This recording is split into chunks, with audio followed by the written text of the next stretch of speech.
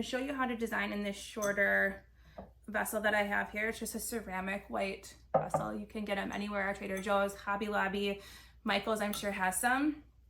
I grabbed, I think there's maybe 12 or 14 stems over here, and I'll kind of show you what I have, how I process them as I go. You can certainly do that beforehand if you'd like. If you need any direction on how to prep your vessel or your container to start working, I do have a video on that. So you can search through my channel and find a couple different ways depending on the vessel that you're using to prep and get ready to design. So what I have here is just chicken wire, put it right in. There's already water in here as well. So I have, what I'm gonna start with is some Plumosa. I love this stuff. It just helps add a ton. I will say it does shed quite a bit. So if you are working in a space that you don't really want things to be everywhere, watch out, because this does shed, gets on everything, but it adds so much. It's prickly too, so careful. Has little thorns. Now, my greens are what I use to create my shape, to start creating kind of how I want things to look. So what I did was I removed some at the bottom. I don't want any, and this is kind of a theme throughout that you'll notice, I don't want any greens in the water. What that does is that's where a lot of the bacteria grows, and that is just going to cut the lifespan of your arrangement down significantly. So you'll see I'll remove all the foliage that is towards the base on the stem of everything, because I want that water to remain as pure as possible. So I'm gonna stick this guy in here. Okay, I love that. I have one more. Cut it down, 45-degree angle always. And let's, come on, little guy. And you'll have to, especially with this chicken wire at first, just move things around. Okay, I'm loving that shape, just super organic. I do have some little pieces that I kind of want to use, similar to before. I'll pull off all of the foliage and make sure that it gets in the water. So that little piece, if I have any taller ones sometimes, just to add something. There we go. Okay, and I do love to use Lazy Susan. It really helps me see all angles of my design. Honestly, I got this one on Amazon. I think at Target right now, you can get them in like the dollar spot. So just keep your eye out. They're pretty inexpensive if you get them at the right time. Now what I'm gonna do next is I have Lisianthus, and Lizzie, I love it. It is absolutely gorgeous. Again, I'm gonna remove all of the greenery, all of the foliage from this, not only at the base, but throughout. That's really gonna help the flower shine. Now, Lizzie I like to use as kind of a line flower, so it's going to partner with the greenery and help create the shape that I'm looking for. Lizzie too, you can open it up. If it's, these are kind of open really nice, but if you just massage the base of the flower, they can open up even more and pull them out. You can reflex the leaves too, but I mean, look at how gorgeous that is. Just giving it a little bit of help. Love, love the Lizzie.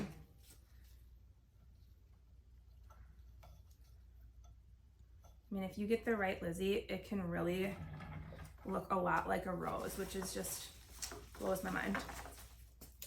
Now, again, remove the greenery. These ones have some kind of random stems that the heads must have fallen off of. And then what I'm gonna do is do this one a little different. I wanna use both of these flowers, but I want them separate. So I'm going to cut off the shorter one and use that in one spot, but I want the length off of this stem, so I kept it long. Again, I'm gonna massage the top, open it up a little bit, and cut it lower.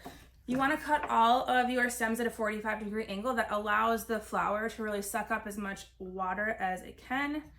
And I want the height on, actually, I'm gonna have it next to these guys. I like to keep like flowers together. I love odd numbers. You'll see, I think that looks so beautiful. And then I'm actually gonna add this one to the side over here. So that's the shape I have so far. Now I'm gonna actually go in with, I have these little daisy moms, which you can kind of see the yellow center, and I think that's super fun. Now they have a ton of buds that haven't opened yet, so I'm gonna go ahead and cut those off. I don't like those, I think they're kind of ugly.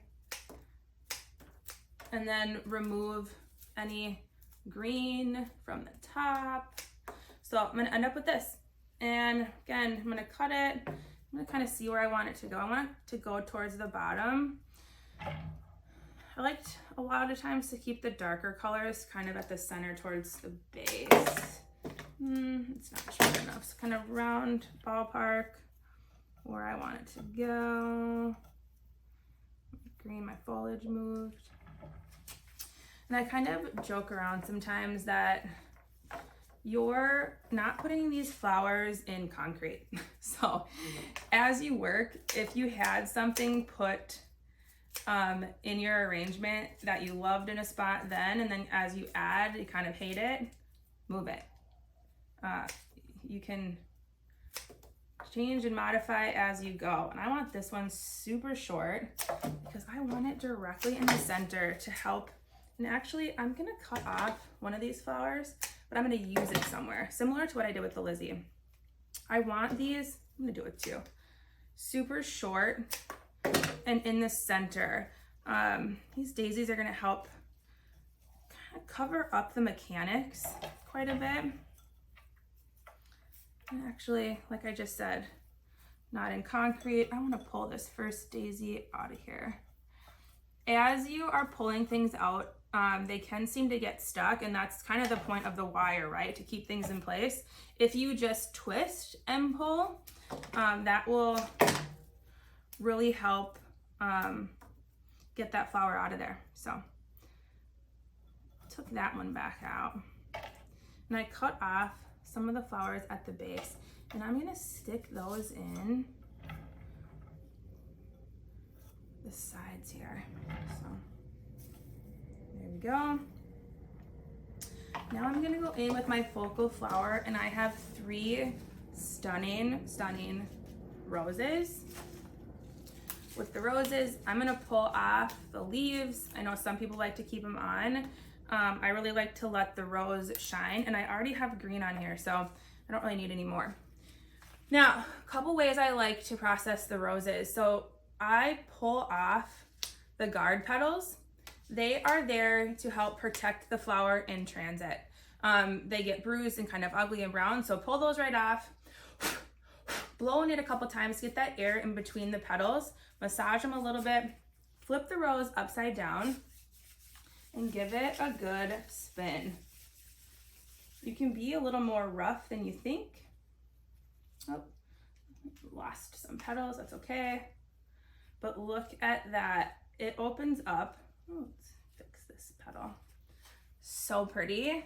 So we started with something put together, and look at how that opens up. Gorgeous. So I want this to kind of buddy over here with the Lizzie.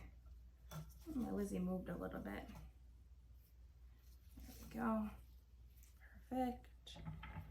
Helps create some line. And I do want, again, greenery out, guard petals, take those off, blow in it, give it a little massage. This one I don't want to open up, but I want it to be at the base down here. There was a little bit of this open spot. Awesome. Okay. Blowing it a little bit. Take these guard petals off.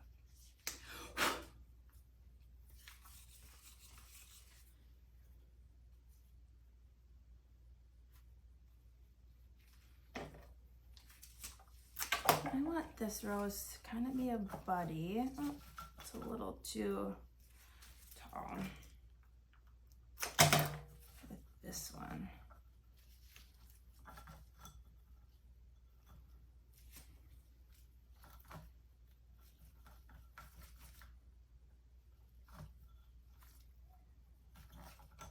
There we go. Again, it's a little asymmetrical. I love that. You'll want to keep in mind, looks sad. Negative space is your friend. You don't want to pack it so full that you can't really see what's going on. I like to keep what I call like a river of negative space in the arrangement. That really helps move your eye along. You can see all the flowers that you're working with. It just really helps add to it. So just kind of look at that as another technique to use. So these are my spray roses. What I did was I removed all that green again. There was one stem that was pretty low and I just cut it off. I'm gonna use this somewhere, but I wanted those kind of clustered together. It's not short enough.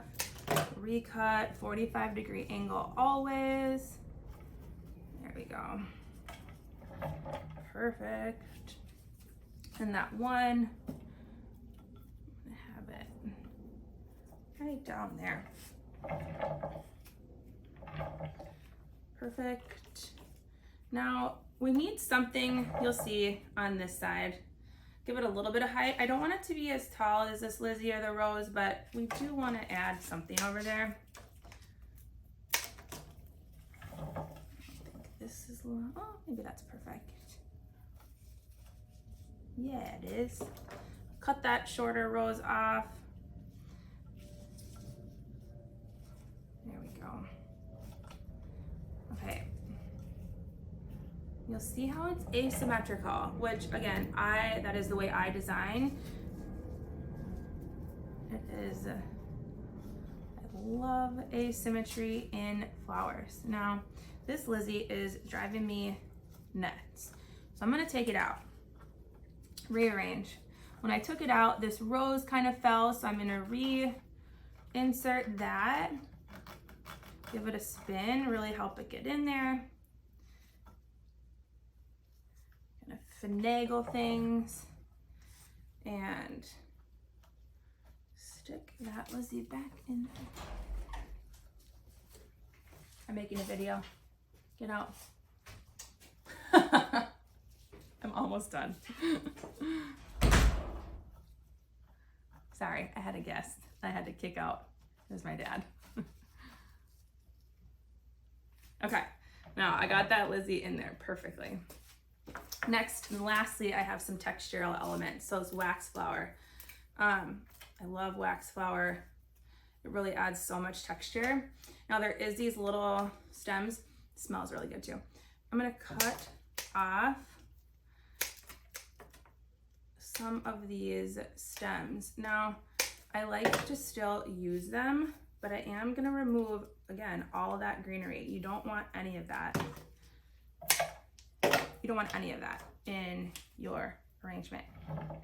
So, I'm gonna use that to add some dimension, add some height still. And then all those pieces that I pulled off, I can still use. You just wanna make sure, again, remove that greenery, that foliage at the base. Don't waste any. These are super fun to kind of dance around.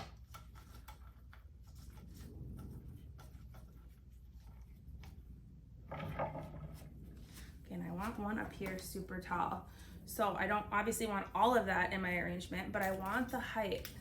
Now I'm gonna pull off and snip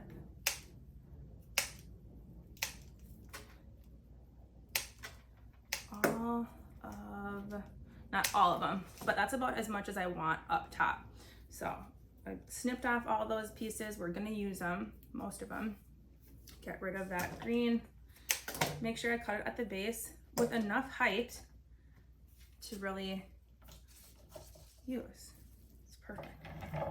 Love the height. Now these are the pieces that I cut off. I want to stick those in. You don't have to use everything. Make sure you edit as you go. It doesn't need to be packed. Ooh, this one's a good one. Need that green. There we go. So one more spot.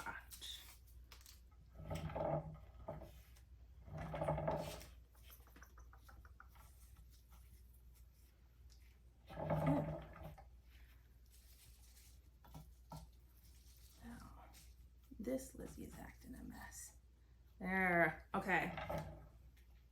I love that. There you go. And that was just, actually, I think it was like 13 stems. So, there you go. Gorgeous.